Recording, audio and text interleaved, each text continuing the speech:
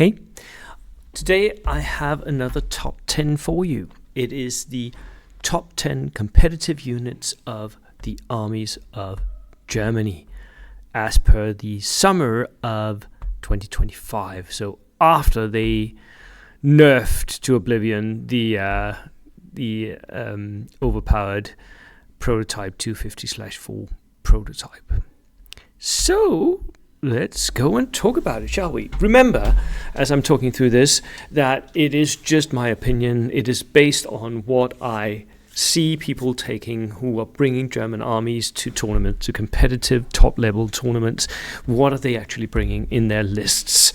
So it's not very scientific, and it's. I'm sorry if I didn't pick your favorite unit or list them in the order that you like. This is just what I think at the moment is best in the meta of Germany. Number 10. At 50 points, you get 2 shots with a flamethrower. The Flammenwerfer is just very, very good for the money. Like most flamethrowers you buy anyway is a one-shot weapon. It's a bit of a glass cannon, right? You throw them up in your transport, they get out, they shoot once, they run out, or they get killed, right? That's what happens all the time. So why not just take 2 shots instead? You know you're going to run out. You know you're going to get killed before you do anything else. Why not just increase your chance of hitting, and then, maybe those 2 guys will get away. And if they don't, well, you don't care because they don't have any flamethrowers anymore, right? It's just a very obvious solution for me. So the Flammenwerfer with that one-shot flamethrower it's insanely good because you increase your chance to hit by such a lot. And you can actually split fire if you want to gamble a bit. You can split fire. Your flamethrowers don't have to shoot at the same target, which is just mental. And on top of that, you don't need a loader. I mean, what's not to like? It's insanely good. It's insanely good. What I'm not seeing yet is a lot of people picking this for tournaments, and I think it's because barbecuing flamethrowers have gone away from the top competitive meta mostly. But I think that if you want to go flamethrowers, this is the way to do it. Just bunch of these Flammenwerfers, stick them in some, half-track transports, armored vehicles, and then just explode them out with a company commander. I think this could potentially be a very, very deadly barbecue bomb. So that is my number 10 pick. My number 9 is the Stuml. The Stuml is basically someone welding a howitzer on top of a Hanomag. So it's 7+, it's open topped, it's got a light howitzer, and it's got transport capacity, which is the key thing here, right? So it can do both things. At 85 points, it is a little expensive, but not massively so, since many good transports, for instance, the American half-tracks, they can easily cost 77 points. So it's only like 8-9 points more, depending on what you're buying. Otherwise, I mean, yeah, sure. And you get a light howitzer on top of that. So this vehicle, you can use it to transport your dudes up your push unit to where you want them to go on the table, or you can just sit back and use the light howitzer as an artillery piece that's 7+ armored. I think that's actually a pretty good deal, and it's maneuverable. It can go into terrain, so you can drive this into a ruin and sit there shooting out of that ruin, which none of your regular on-foot howitzers can do. I think this is very, very good. And I've seen very good German players use this to great effect, also against myself, Andreas. So for me, the Stuml is still one of those where, yes, it is expensive, and that's why it's so far down the list at number 9. But it has dual capacity. It has different things that it can do depending on your opponent, depending on the mission. For a tournament play where you don't exactly know or what mission it is that you're playing changes up, and what mission the opponent is bringing, or sorry, what list the opponent bringing changes, I think this could potentially be a good all-round unit. My number 8. Yep, you guessed it. I hate it. The Howling Cow. 36 points for an inexperienced multi-rocket launcher. It is dirt cheap. And with a company commander sitting there babysitting it, yes, the FAQs have nerfed these to bits. It's not easy to use these anymore because the minimum range is quite far, and the enemy can utilize that. But if you do have the potential of an early strike, especially potentially if you're playing in quarters, right? The potential for an early alpha strike with multiple rocket launchers is very, very deadly. Go and watch the Dice Goats presentation on that in one of their games, right? It's very, very deadly. So it still needs to go on the list, even though multi-rocket launchers have mostly disappeared from the competitive meta. We still see them sometimes. And it is one of those artillery choices that just everyone sort of picks one. If they are picking an artillery platoon, yeah, they are at least thinking about a Howling Cow. Number 7 is maybe a surprise for some, but it's the RSO with a Pak 40. It could just as well have been a Pakwagen. The Germans have a couple different of these, which are basically they're armored tractors, which someone stuck an anti-tank gun on top of. So in this case, the RSO has for 125 point regular, you get a heavy anti-tank gun.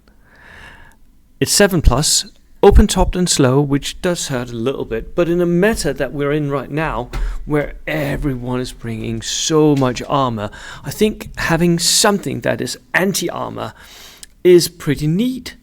And on top of that, this heavy AT gun, it gets the +1 to hit, because most of the time you're sitting there on ambush. You'll drive in very slowly, you'll find your place in a ruin or a forest, and you'll sit there on ambush for most of the game. It's just very, very good. The main drawback for this is that it is only 7+, which, is surprisingly survivable at range, but if the enemy gets to fire multiple weapon systems at it, it does become a little vulnerable. And it's especially vulnerable to the myriad of light mortars that are in the game right now, because it's open-topped. Number 6. Number 6 for me, and this is the first infantry choice, is the Feldgendarmerei. The Feldgendarms, the military police, 28 points for 4 inexperienced dudes with pistols, which is the way you should buy them. You want to buy them as cheaply as possible. I have seen people experiment with potentially buying motorcycles for these guys, giving them a lot more maneuverability, but it does make the unit a lot more expensive. What it really wants to do is it wants to sit in your reserves, directing all your vehicles to where they need to go, because with these guys in reserve, they'll do traffic direction, which means that your vehicles will ignore the -1 to come on from reserve. Really cool. There are a couple of other synergies that you could do. You could push them up into your infantry sections, because rally, if a German player rallies with these guys close by 6 inches, then that unit can re-roll the rally roll, which, situational, but it could be okay.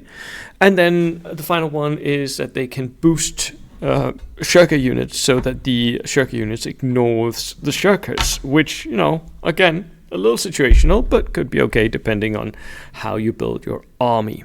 For me, the main draw of these guys is the traffic direction. They're basically doing the opposite of what the Brandenburgers does, which is, mess up the enemy's outflankers / reserves. This means that if you have an armored section and you want that armored section to arrive at a certain point at a certain time, you can boost that likelihood, which is why I see people take these. Number 5, Hair Grenadiers, backline holder, Hair Grenadiers. Oh, are they just so good for the points. 65 points will buy you 5 regular dudes with an LMG. I mean, yes, give those to me. You could potentially upgrade them to veteran Hair Grenadiers and buy double LMGs, but you don't want them veteran, not for backline holders. You could also buy a couple of Fausts. You can buy up to 4 Fausts, which I think is way over the top, but maybe a single Faust just to threaten away enemy armor. What they do is they sit in your own deployment zone and they use their LMG to reach out and shoot and go on ambush, and if somebody shoots them, they'll go down. They're just 5 regulars. Take the cover saves. No, I just find these units really, really useful in V3. In V2, they were crap, to be frank, but in V3, oh my god, are they good. They do the work, and because of the shooting rules in V3, they are actually kind of dangerous. With Hitler's buzzsaw as well on top of their LMG shots. That means they have 5 shots that they are ranging out at 36 inches. Very, very good. Number 4 is the Panzer II Lux. Damn, is this a sexy tank. It looks cool. It's only 125 points for a regular one. It's 8+. You can do tank assaults with it. It's got a light autocannon, which is just one of the best weapons, in my opinion, of V3, with a coaxial machine gun if you want it. I can't see many places where you would want the coaxial, but it does happen. And it's got recce, and it's fast, so it moves as if it was wheeled. It's just, oh, that is so cool. These are very, very deadly, especially as a flanker unit, like what most of us use our Humbers and such for, our 222s. This Panzer Lux can do exactly the same job, just rush up along a flank. If you haven't got anything to shoot at first turn, run. That'll bring you 24 inches into the table, that's mid-table, and suddenly you're getting side shots for your light autocannon. Potentially, you can sneak into point-blank range because you got 12 inches of movement. And if you're at the end of the turn, you don't even care about the retaliation because you can recce when the enemy shoots you. So, I mean, it's so good. It is so good. And there's, you can basically tell that by my very animated voice here, I think there's a little bit of a power jump between number 5, the Hair Grenadiers, and this number 4, because now I think we're getting into the really, really good stuff here. Personally, I think that every single German player should own at least 2 of these. Number 3 is the Darker Panzer III. The Darker Panzers we were promised would go away with version 3. They didn't really. I'm still seeing people experiment with the Steward, and the Darker Panzer III never went away. It's a little, it lost a couple of shots, but not that many. It actually has 12 shots going out of this, which is very, very good for a tank. At the same time, it's 8+. It's got a light AT gun, so sitting in ambush, that'll be a 3+ to hit with that light AT gun. It's 165 points, and that's the only drawback I can think of. 165 points, making it a little expensive, but you'll have seen on my channel here Ali as the Unicom fielding many of these in his armored platoons because they do the work. They are dangerous to tanks with the light AT gun, but they are deadly to infantry, especially at short or point blank range. 12 shots that can delete most infantry units of the game as of now. Now, what is for the top 2? Gebirgsjägers.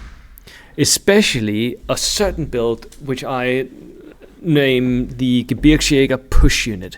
So what you do is you buy 6 veterans, 90 points, and then you throw in however many you can afford, up to 3 SMGs and up to 3 STGs, assault rifles. Why? Because this unit is going to push up into the midfield from where they'll sit behind line of sight blocking cover, a ruin, a forest, and wait for the enemy to get too close, and then they'll push through and absolutely obliterate them at point blank range, because you can move through terrain. I've seen some players even do this. You sit there behind the terrain and then you run and wait for the next turn, hope for the first dice, and if you get it, boom, you kill something. Even better, you can take up to 4 Panzerfausts, and I think it's actually worth it on a fieldcraft unit in the center of the board, because those Panzerfausts will mean that the enemy has to stay at range at you. I've seen Anders Midtgaard Madsen do this with double Fausts and then a couple of SMGs, a couple of rifles. That unit of Gebirgsjägers with fieldcraft, with skis, is just exceedingly good in the midfield. It's one of the best, if not the best at the moment, skirmishes of the midfield. Number 1 is another midfielder. It's the Spar Troop. Every single German list I've seen for the last, since the armies of Germany came out, basically, has at least one Spar Troop unit. At least one.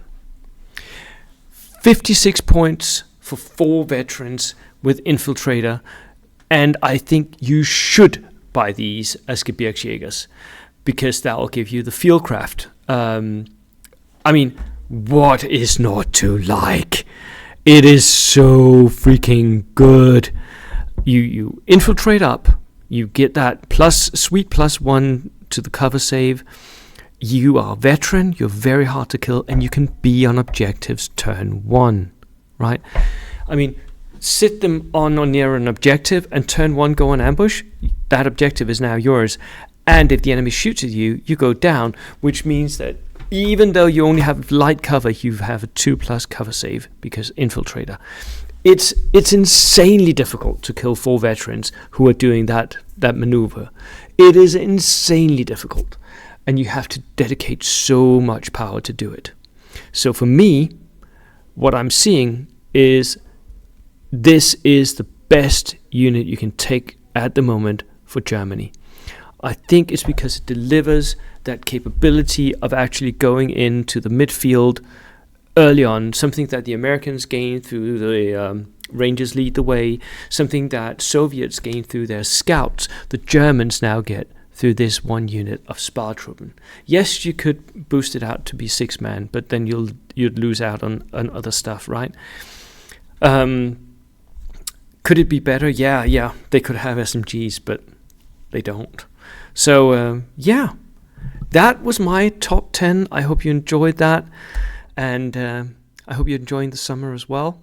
I'll see you in the next video. Cheers.